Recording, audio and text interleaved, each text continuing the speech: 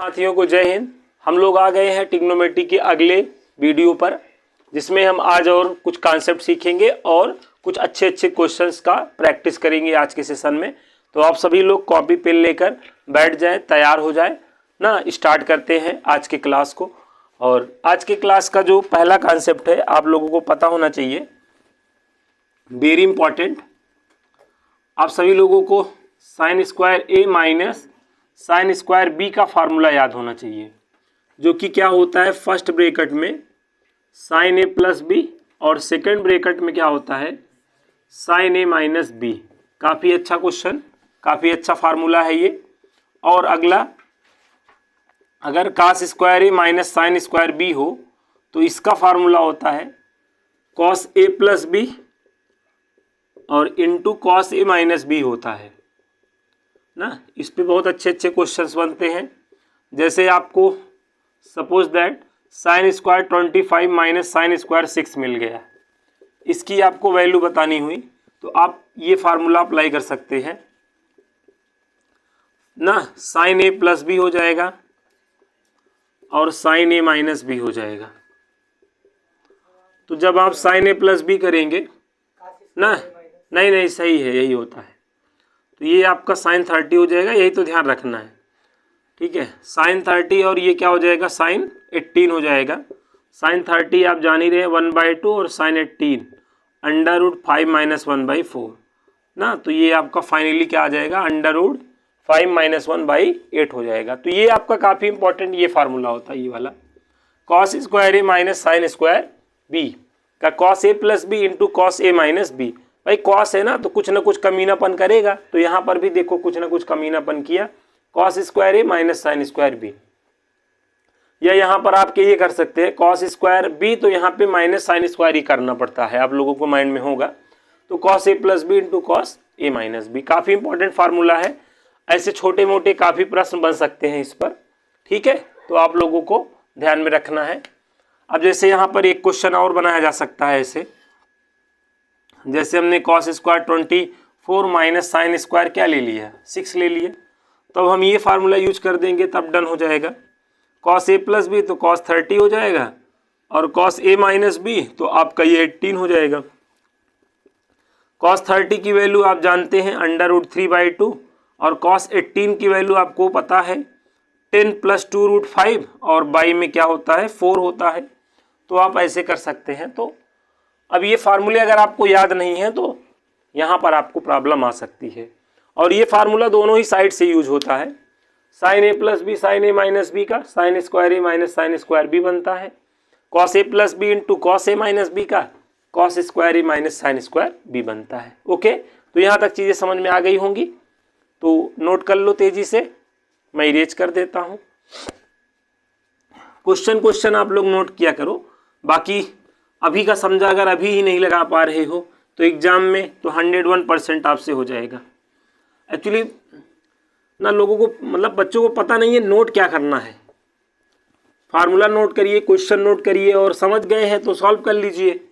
और अभी का समझा अगर अभी ही नहीं लगा पा रहे हैं तो क्या गारंटी है कि आप एग्जाम में कर ही लेंगे, है ना। चलिए, तो ये चीज़ ध्यान रखिए। आगे, अच्छा ये आपको थोड़ा सा ध्यान रखना है, ये आपके माइंड में होना चाहिए, SC CS CC SS, इसको आप ध्यान में रखिए।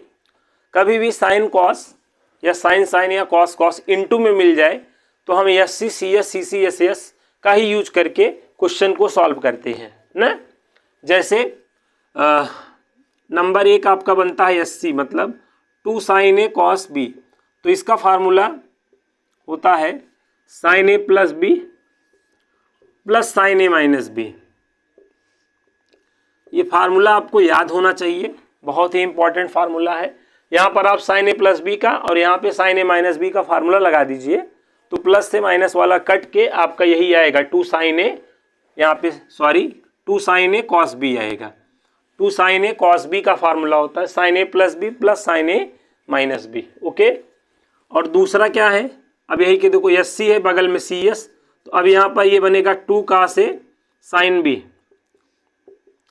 तब आपको यहाँ पर जहाँ प्लस है वहीं माइनस कर देना है बस। साइन ए प्लस बी माइनस साइन ए माइनस बी। ये काफ़ी इंपॉर्टेंट फार्मूला है ना, पिछले वाले वीडियो में भी ये फार्मूला मैंने लास्ट में लिखाया रहा होगा, आपने देखा होगा। ठीक है, और तीसरा देखिए 2 cos a cos b। अब यहाँ से cos स्टार्ट हो जाएगा, तो इसका फार्मूला क्या होता है, cos a plus B plus cos a minus B.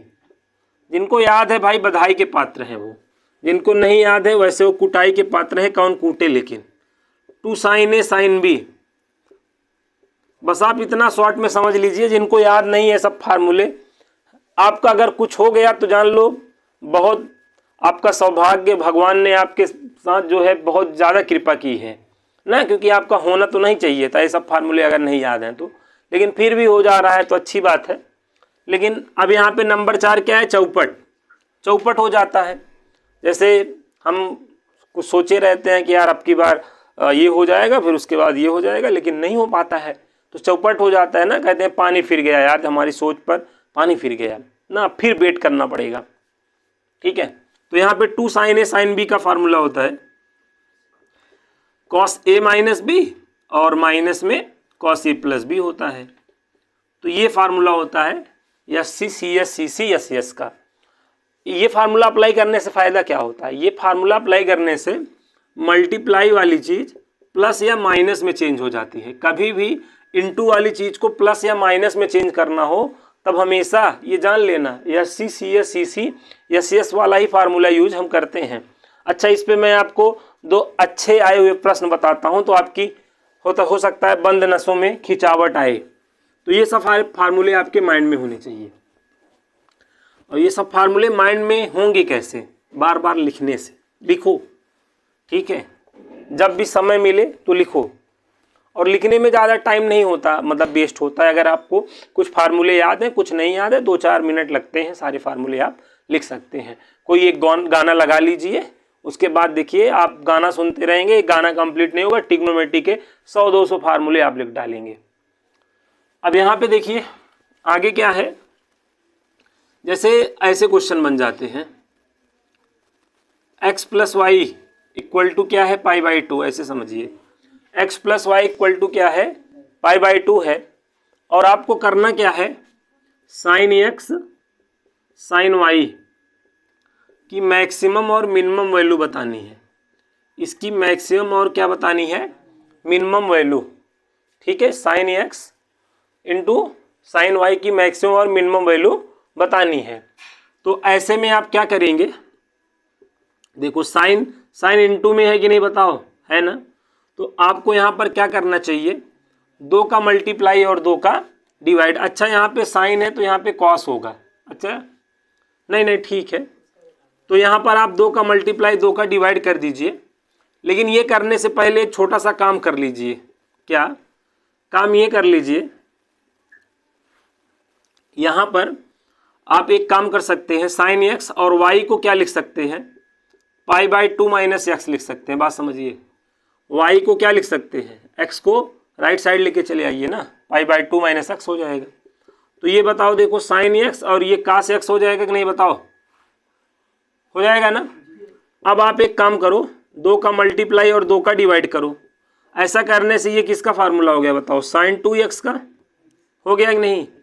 और आप लोगों को ये बात तो पता ही होगी, नहीं पता है तो जान लो, बहुत अच्छी बात तो नहीं है। साइन एक्स की मिनिमम वैल्यू -1 होती है और मैक्सिमम वैल्यू क्या होती है, +1 होती है। तो यहाँ पे हमें क्या करना है, यही साइन 2x का भी होगा, यहाँ पे -1 और यहाँ पे +1। ये जो 1/2 है, 1/2 का इसमें और इसमें क्या कर देंगे, हम मल्टीप्लाई कर देंगे। तो आपका ये क्या आ गया बताओ, मैक्सिमम और मिनिमम वैल्यू आ गया कि नहीं। जो अधिक है मैक्सिमम वैल्यू है और जो कम है वो मिनिमम वैल्यू है, तो मैक्सिमम और मिनिमम वैल्यू आ गया। तो ये आपका अच्छा क्वेश्चन था। x + y बराबर π/2 था, तो आपको क्या करना था, साइन x और साइन y की मैक्सिमम और मिनिमम वैल्यू बतानी थी। तो y को आपने π/2 माइनस एक्स से रिप्लेस किया, तो साइन x cos x आया, और S C C S C C S S जब भी आपको इनटू में दिखे 2 का मल्टीप्लाई 2 का डिवाइड। ठीक है, आप करते हो। तो यहाँ पे फार्मूला बन गया साइन 2x का। साइन x का मिनिमम वैल्यू -1 और मैक्सिमम वैल्यू +1 होता है। अब यहाँ x नहीं 2x हो जाए, 3x हो जाए, 4x हो जाए, ना 10x हो जाए, 10x + 3 हो जाए, तो सबकी मिनिमम वैल्यू -1 से +1 ही रहनी है, ठीक है, रहनी है। तो ये क्वेश्चन आपका काफ़ी अच्छा था, नोट करिए, काफ़ी अच्छा क्वेश्चन था, इसको आप नोट कर सकते हैं ना। आना चाहिए आप लोगों को इस तरीके से करना, क्वेश्चन को नोट करना है, सोल्यूशन तो समझ ही गए हैं तो कर ही लेंगे, और नहीं कर पाए तो ये वीडियो आपके पास रहेगा। x + y = π/2 है, तो sin x sin y maximum और मिनिमम वैल्यू आपको बतानी है, ठीक है। तो यहाँ तक बात समझ में आप लोगों को आ चुकी होगी। अब आते हैं अगले कॉन्सेप्ट पर। अगला कॉन्सेप्ट ये है कि अगर यहाँ पे ऐसी चीज़ें चेंज हो जाएंगी, x + y = π/2 और आपके पास हो जाएगा cos x cos y, इसकी मैक्सिमम और मिनिमम वैल्यू पूछ लेगा, सेम यही आंसर आएगा, लेकिन ये क्वेश्चन भी आपका बनता है, तो आप कर लीजिएगा, ठीक है। ऐसे बहुत सारे क्वेश्चंस बन सकते हैं जिनकी मिनिमम और मैक्सिमम वैल्यू आप निकाल सकते हैं। कभी कभार केवल sin x cos x आ जाता है, उसकी मैक्सिमम और मिनिमम वैल्यू बतानी होती है, तो सीधा ही 2 का गुणा 2 का भाग कर दो, है कि नहीं। ये x + y इसमें दिया है इसलिए ज़्यादा इंपॉर्टेंट है, और कभी कभार sin x cos x ही आ जाता है, इसकी मैक्सिमम और मिनिमम वैल्यू पूछता है, तो कोई दिक्कत ही नहीं है ना, डायरेक्ट आपको 2 का मल्टीप्लाई 2 का डिवाइड कर देना है, हो जाना है काम, है ना।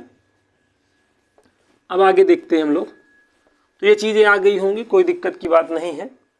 अब हमारे जो मोस्ट इम्पॉर्टेंट फार्मूले हैं अभी बाकी हैं, जिन्हें हमको ध्यान रखना है। क्या आपको देखो यहाँ पर ध्यान दो, sin c + sin d, ये भी काफ़ी इंपॉर्टेंट फार्मूला होता है, sin c + sin d number 1। Number 2 क्या होता है, sin c - sin d, है ना। और number 3 cos c + cos d होता है, और नंबर 4 cos c माइनस क्या होता है भाई, cos d। तो ये 4 नंबर CD फार्मूला इसको कहा जाता है ना, इसको क्या कहा जाता है, CD फार्मूला। ये CD फार्मूला क्या करता है, CD फार्मूला क्या करता है, प्लस या माइनस को इनटू में डिवाइड करता है, प्लस या माइनस को क्या करता है, इनटू में डिवाइड करता है। CD फार्मूले से हम अगर कोई चीज़, 2 चीज़ें प्लस या माइनस में है तो उनको इनटू में हम कर सकते हैं, ठीक है। तो sin c + sin d, sin c - sin d, cos c + cos d और cos c - cos d, इसमें भी यही आपका चलता है, SC CS CC यस यही चलता है, इसमें भी नंबर 1 है, तो 2 sin क्या हो जाता है, c + d/2 cos c - d/2, है ना। अब सेकेंड वाला CS हो जाता है 2 cos c + d/2 sin c - d/2। तीसरा क्या होगा, 2 cos c + d/2 cos c - d/2। अब नंबर 4 है, नंबर 4 है चौपट हो जाता है, तो यहाँ पे क्या चौपट होता है, देखो 2 sin c + d/2 yes sin d - c/2, ये होता है चौपट। अब ये काफ़ी इंपॉर्टेंट, 4th वाला ही फार्मूला जो है फॉरगेटिंग होता है, इसी फार्मूले में हम लोग कई बार जो है मिस्टेक्स करते हैं, किसमें, इसमें। तो cos c - cos d, तो आपका 2 sin c + d/2 sin d - c/2। तो इन फार्मूलों को लिखो, रिवाइज बीच बीच में करते रहोगे तो ध्यान में रहेगा, क्योंकि इन पे बेस करोड़ों क्वेश्चन बन सकते हैं ना, तो इन फार्मूलों को ध्यान रखो, ठीक है। चलो, मैंने कहा एक बार आप लोगों को रिवाइज करा दूं, क्योंकि अब इसके बाद क्वेश्चन ही स्टार्ट कर रहा हूं, तो क्वेश्चन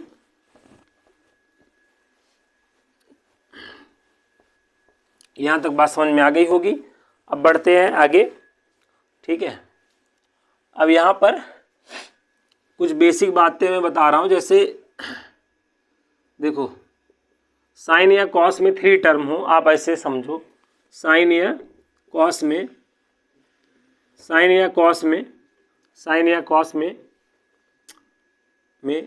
3 टर्म हो, ठीक है,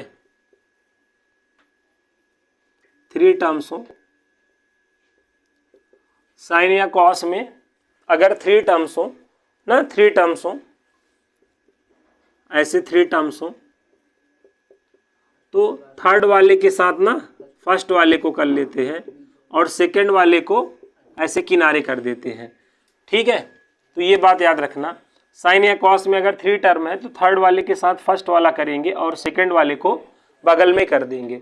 ऐसे अगर फोर्थ टर्म रहेंगे तो फोर्थ वाले के साथ फर्स्ट वाला कर देंगे ना, मतलब किनारे वालों को साथ कर लेंगे, बीच वाले को साथ कर लेंगे। अगर फोर्थ टर्म है तो किनारे वाले एक साथ हो जाएंगे और बीच वाले एक साथ हो जाएंगे, लेकिन इनमें टर्म एंड कंडीशन भी है, ठीक है। ऐसे ही नहीं, मैं आपको एग्जांपल से बता रहा हूं कब ऐसा करना होगा। साइन या कॉस में 3 टर्म हो तब, 4 टर्म हो तब, ऐसा आपको कब करना होगा इस चीज को मैं बता रहा हूं, ध्यान देना।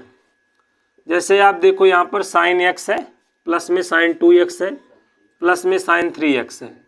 अब देखो यहाँ पे साइन में 3 टर्म है ना, तो आप एक काम करो, फर्स्ट और थर्ड वाले एंगल को जोड़ के हाफ करो, आधा करो। अगर बीच वाला आ रहा हो तभी आप ऐसा करोगे। देखो 3x में 1x जोड़ दोगे 4x, और 4x का आधा करोगे 2x, तो बीच वाला आ रहा है ना। तो लास्ट वालों को जोड़ने पर अगर बीच वाला आ रहा हो तभी आप थर्ड वाले के साथ फर्स्ट वाला करते हैं। तो यहाँ पर आप क्या करेंगे, साइन 3x और प्लस में क्या कर लेंगे, साइन x, और बगल में क्या हो जाएगा, साइन 2x हो जाएगा। अब यहाँ पर sine c plus sine d लगा लेंगे, 2 साइन c प्लस d मतलब 3x plus x 4x by 2 हो जाएगा।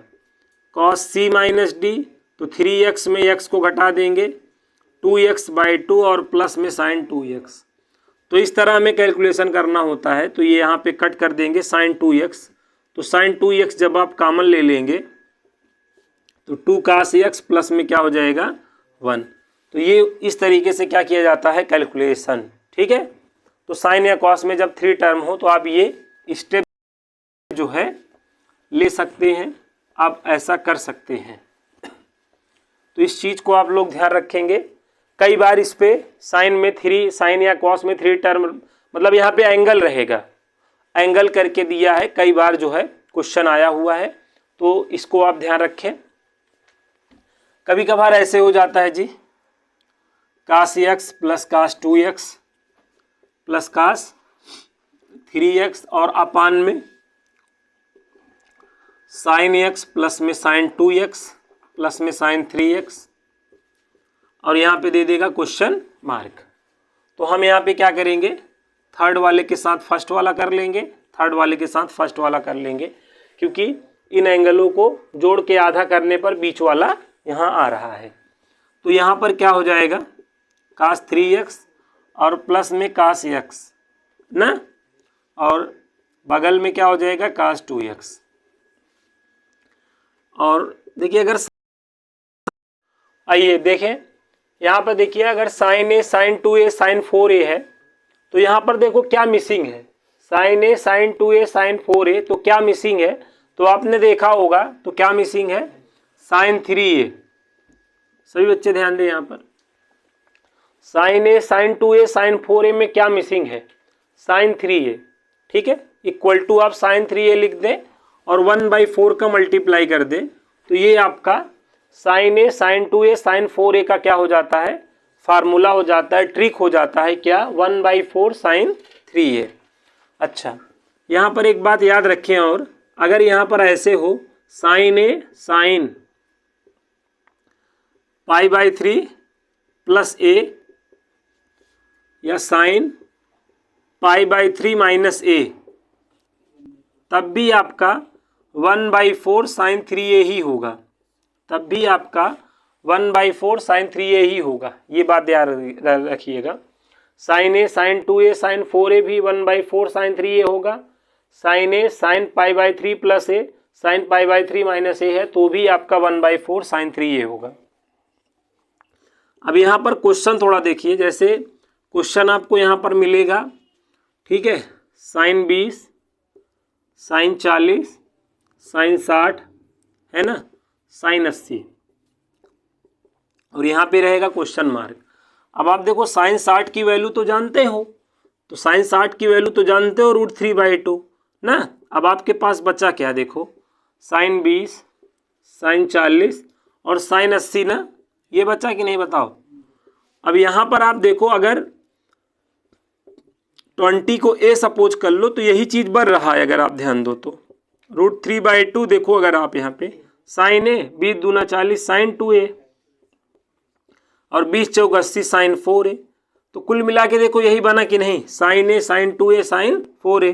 तो अब ये किसके इक्वल होता है बताओ, 1/4 साइन 3a साइन 3 और a मतलब 60, और साइन 60 की वैल्यू सब लोग जानते हो √3/2। ठीक है, यहाँ पे 1/4 था, तो अब पूरे का गुणा कर दोगे 3 बटे क्या आ गया 16 आ गया। तो इस तरीके से हमें साइन 20 साइन 40 साइन 60 और साइन 80 की वैल्यू हम याद रख सकते हैं। ठीक है, तो आप इस फार्मूले को अगर ध्यान में रखेंगे तो ये भी आपको दोनों याद रहेगा, प्लस में इस टाइप के क्वेश्चन भी आपको याद हो जाएंगे। अब यहाँ पर एक मोस्ट इंपॉर्टेंट चीज़ और मैं आपको बताना चाहूँगा, और वो इंपॉर्टेंट चीज़ क्या है कि अब हम इसकी वैल्यू जान गए कि नहीं, साइन 20 साइन 40 साइन 60 और साइन 80 की वैल्यू हम लोग जान चुके हैं। अब यहाँ पर आगे देखेंगे हम लोग, इसका मान तो 3/16 हुआ,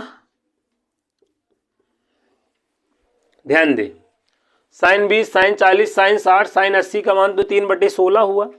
अब देखो यहाँ पे सारे एंगल जो है 90 से कम के हैं कि नहीं, तो अब यहाँ पे 90 में घटाना शुरू करो, 80 में 90 में 80 घटाओ कास 10, फिर 90 में 60 घटाओ कास 30, 90 में 40 घटाओ कास 50 और 90 में 20 घटाओ तो 70। तो इसका मान भी 3/16 होगा, ध्यान रखो। जैसे आपको याद है साइन 18 और 18 साइन 18 याद था, 90 में आपने घटाया कास 72, तो साइन 18 कास 72 का मान सेम हो गया है ना। जैसे साइन 15 का मान आपको याद था, तो 90 में 15 घटाया कास 75, तो कास 75 का भी मान सेम हो गया। वैसे ही तो इनका मान भी आपका क्या होना है, सेम ही होना है। साइन 20 साइन 40 साइन 60 साइन 80 की वैल्यू 3/16 होगी, कास 10 कास 30 कास 50 कास 70 का भी मान 3/16 होगा। अच्छा, कभी कभार क्या किया जाता है, यही को रेडियन में दे दिया जाता है, इसको हम लोग रेडियन में ना 20 को रेडियन में बदलो, 20 गुणे पाई अपान, तो आपका ये π/9 बनेगा, साइन π/9 साइन 2π/9 ना, साइन 3π/9 और यहाँ पे साइन 4π/9। जब ऐसे दे दिया जाता है ना तो कुछ बच्चे कहते हैं मुच, जो कि नहीं कहना चाहिए, 3/16 ही तो है ना। या इस चीज को कास को ऐसे यहाँ पे इसको अगर आप जो है रेडियन में बदलेंगे तो आपको साइन π/18 सॉरी कास π/18 कास 3π/18 है ना, कास 5π/18 और कास 7π/18। तो ये सब आपके सिमिलर क्वेश्चन ही हैं, ये सब आपके सिमिलर क्वेश्चन ही हैं। तो देखिए मल्टीपल क्वेश्चंस बन रहे हैं। अब कभी कभार क्या होता है, साइन 60 नहीं देता है तो साइन 20 साइन 40 साइन 80 का मान पूछ लेता है, तो भी आपको कोई समस्या नहीं होनी चाहिए, है कि नहीं बताओ। अगर साइन 20 साइन 40 साइन 80 का मान पूछेगा तो क्या आएगा, √3/8 ही तो आएगा, जो √3/8 आ जाएगा ना। तो टेंशन नहीं लेना है ना, यहाँ तक समझ में आ गया होगा। तो ये काफ़ी इंपॉर्टेंट है, इस चीज़ को याद रखें, इसको याद रखना पड़ेगा जी। तो ऐसे क्वेश्चनों को आपको एग्जाम में अगर आ जाता है तो नहीं लगाना पड़ेगा। इसमें जो मिर्च मसाला लग सकता था मैंने सब लगा के आपके सामने पेशकश किया है, अब इसमें और ज़्यादा मिर्च मसाला नहीं लग सकता है, ठीक है। तो सारी मिर्च मसाला मैंने लगा दिया था ना, टेस्टी था, आपने टेस्ट लिया होगा। अब आगे देखें, अब यहाँ देखिए जैसे कास है, कास 2a और कास 4a है। अब आप देखें a है 2a है 4a है, क्या नहीं है 3a, तो यहाँ पर 3a लिख दें और बैलेंस बनाने के लिए 1/4 का क्या करना पड़ता है, मल्टीप्लाई करना पड़ता है, ठीक है। देखो ये सब उन्हीं को याद नहीं रहता है जो पढ़े नहीं रहते हैं, जो पढ़े रहते हैं ना उनको याद रहता है, पढ़े होते हैं 1-2 बार लिखे होते हैं उनको याद रहता है। एग्ज़ाम जो भी चीज़ें पढ़ रहे हैं कम से कम 4-5 बार पढ़ेंगे, तभी आप सोचिएगा कि आपका कुछ हो सकता है एग्ज़ाम में ना। नहीं तो कुछ लोग कहते हैं बस मैंने एक बार पढ़ लिया हो गया ना, एक बार पढ़ने से नहीं होता है। ठीक है, आप अपनी स्थिति देख लीजिए ना।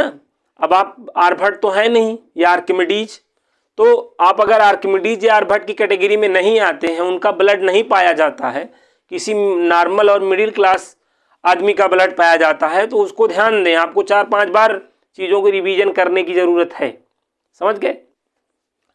अब यहाँ पर देखो कास ए, कास 2a, कास 4a, 1/4 कास 3a। इसमें अगला परिवर्तन क्या हो सकता है? कास ए कास π/3 प्लस ए। π/3 का मतलब 60 है। ठीक है, ये चीज़ आप जान रहे होंगे, और नहीं जान रहे हैं तो आपका सिलेक्शन पक्का है, श्योर है। ऐसे ही बच्चे तो बेटा सिलेक्ट होते हैं ना। मैं तंग नहीं कस रहा हूँ, मैं तो एकदम सच्चाई बता रहा हूँ। इसके लिए मैं या तो बहुत फेमस हूँ या तो बहुत बदनाम, सच्चाई बताने के लिए ना। तो ये फार्मूले भी आपको याद होने चाहिए। अब इसमें देखो ऐसे क्वेश्चन बनेंगे, कास 20, कास 40, कास 60, कास 80। ये क्वेश्चन आप लोगों ने, मुझे पूरा विश्वास है कि 11th में किया रहा होगा, काफ़ी बड़ा लगता था, है कि नहीं। अब यहाँ पे cos 60 की वैल्यू रख लें आप लोग। cos 60 की वैल्यू 1/2। अब बचा कास 20, कास 40, कास 80। अब वही काम करना है। ठीक है, 20 को a सपोज कर लेना है, तो 1/2 क्या हो जाएगा? cos a, cos 2a, और यहाँ पे cos 4a। अब बताओ 1/2 तो ठीक था, यहाँ से 1/4 कास क्या होगा? 3a, कास 60 हो जाएगा। 1/8 इंटू 1/2 तो कितना आ गया? 1/16, है कि नहीं? बताओ सभी लोग ध्यान दो यहाँ पर। कास 20, कास 40, कास 60, कास 80 का मान क्या हुआ? 1/16 हुआ। अगर यही 60 को नहीं लिया होता तो कास 20, कास 40 और कास 80 का मान 1/8 होता। तो ये सब चीज़ें आप ध्यान रखिए ना। ये सब चीज़ें आपको देखिए, अगर एक बार आप पढ़े हैं तो एग्ज़ाम में आपको डायरेक्ट आंसर याद रहेगा ना। आप देखिएगा, आपको डायरेक्ट आंसर याद रहेगा। कोई ना आप ही नहीं, जो भी पढ़ा रहेगा, जो भी इन चीज़ों को प्रैक्टिस किया रहेगा 1-2 बार, उनको डायरेक्ट आंसर याद रहेगा। नहीं तो ना आप ये ना सोचिएगा हमको तो यार याद है, हम कितने टैलेंटेड हैं, पता लगे दाएं बाएं देखने लगे ना। तो ऐसे बहुत लोग मिलेंगे आपको, ठीक है, बहुत लोग मिलेंगे। तो मेन चीज़ क्या है, एक बार प्रैक्टिस कर लीजिए। अब इसमें आगे जो मैं आपको बता रहा हूँ, ये तो आपका जैसे 2, 4, 6, 8 एक तरीके से ये ईबन नंबर हुआ। क्या हुआ? ईबन नंबर। परिस्थितियाँ दो होती है ना, एक ईबन, एक सम परिस्थिति होती है और एक विषम परिस्थिति। जैसे 2, 4, 6, 8 ये आपकी सम परिस्थिति है। सम परिस्थिति क्या होती है? जिसमें सब कुछ ऑल वेल चलता रहता है, ऑल इज वेल जैसे रहता है, मतलब सब कुछ ठीक ठाक, धन लक्ष्मी की प्राप्ति होती रहती है, तो वो सम परिस्थिति होती है। और एक होता है विषम परिस्थिति। विषम परिस्थिति में आदमी अकेला होता है, वो विषम परिस्थिति आप संघर्ष वाली परिस्थिति बोल सकते हैं। ठीक है, और विषम परिस्थिति में आदमी अकेला होता है, थोड़ा सा धन की कमी होती है इसमें। ठीक है, विषम परिस्थिति में ही आपको लोग जो है छोड़ के जाते हैं। ठीक है ना, उसमें बहुत डायलॉग बाजी चलती है। जी भाई मेरे साथ तो बड़ा जो है हुआ है, अब बार बार दुखरा रोना अच्छा नहीं लगता है। अब यहाँ पे क्या, एक काम करो, 90 में 80 घटा दो, साइन 10 हो जाएगा कि नहीं बताओ। फिर 90 में 60 घटा दो, साइन 30 हो जाएगा, साइन 50 हो जाएगा, और क्या हो जाएगा? साइन 70। तो देखो भाई, इसका मान 1/16 था ना, तो इसका मान भी क्या हो जाएगा? 1/16 ही हो जाएगा। अब मान लो अगर साइन 30 नहीं है तब भी एक मान, क्या मान बनेगा? 1/8 ही बनेगा ना। तो ऐसे मतलब आप चीज़ों को क्या रख सकते हैं, ध्यान में रख सकते हैं। इस तरीके से चीज़ें रेडियन में भी दी जा सकती हैं, जैसे भी ना इसके पहले वाले में हुआ था, चीज़ें रेडियन में भी दी जा सकती हैं। तो आपको टेंशन नहीं लेना है, ठीक है, ऐसे ही कर लेना है। तो उम्मीद करता हूँ ये सब चीज़ें समझ में आपको आ रही होंगी। ये सब अच्छे क्वेश्चंस हैं, आपको आना चाहिए, आपका हक है। ठीक है, और अपना हक आपको जो है पढ़ाई करके छीनना पड़ेगा। ठीक है, चलिए यहाँ तक बात समझ में आ गई है, यहाँ तक की चीज़ें आपको क्लियर हो चुकी हैं, टेंशन की बात नहीं है ना। तो ये सब चीज़ें आपको आनी चाहिए। कभी कभार क्या होता है इसी में क्या हो जाता है कि जैसे आपको ये मालूम ही है क्या, साइन ए साइन 2a साइन 4a, ठीक है, ये मालूम है क्या होता है 1/4 साइन 3a। बार बार लिखना पड़ता है कास ए कास 2a कास 4a, 1/4 कास 3a होता है ना। अब अच्छा देखो, अभी अगर यही को अपान में कर दो तो tan a क्या हो जाएगा, tan 2a tan 4a, तो बताओ 1/4 से 1/4 तो खत्म ही हो जाएगा, केवल tan 3a हो जाएगा, है कि नहीं। अगर यही चीज़ हम कॉट में सोचे, cot a cot 2a cot 4a, तो ये केवल कॉट 3a हो जाएगा कि नहीं, बताओ, हो जाएगा। अब इसमें ऐसे क्वेश्चन बनते हैं तो कुछ लोग कहते हैं मुझ ना कि मुझे आप बता ही नहीं थे, नहीं तो मैं कर लेता। अब सब टीचर पर बता ही नहीं देता है, कुछ आपको अपने बुद्धि विवेक से भी सोचना होता है। फिर कहते हैं कि इतना बुद्धि होती तो क्या जरूरत थी हमको आपके पास आने की ना। हर प्रश्न का जवाब है यहाँ पर बच्चों को। अब यहाँ पे देखो, हम tan 60 की वैल्यू रख लेंगे √3, बाकी इस पे हम क्या करेंगे, फार्मूला लगाएंगे, मतलब ये tan 3 है, tan 60 फिर हो जाएगा, है कि नहीं, tan 60, तो यहाँ पे आपका केवल 3 आएगा, है कि नहीं। अगर ये चीज़ काट में बना होता, अब इसमें भी 90 में घटा सकते हैं ना, तो इसमें भी 90 में घटा सकते हैं, ये काम तो कर ही सकते हैं सभी में। हाँ तो काटा जा, जैसे यहाँ पे काट 20 काट क्या है, काट 20 काट 40 और काट 60 और काट 80 है, तो यहाँ पे प्रॉब्लम की बात नहीं है भाई। काट 60 1/√3 होगा तो फिर आपका 1/√3 हो जाएगा, तो केवल 1/3 आएगा कि नहीं, बताओ। तो इस तरीके से क्वेश्चंस बनाए जा सकते हैं, ये सब भी आ सकते हैं आपके एग्जाम में, और आने के चांसेस होते हैं जी, आने के चांसेस होते हैं। तो इन चीज़ों को मतलब दिमाग में रखो, माइंड में रखो, टेंशन की बात नहीं है, चीज़ें हो जाती हैं बेहतर तरीके से, ठीक है। तो यहाँ तक बात समझ गए होंगे, यहाँ तक बातें क्लियर हो चुकी होंगी, है ना। अब आगे देखिए।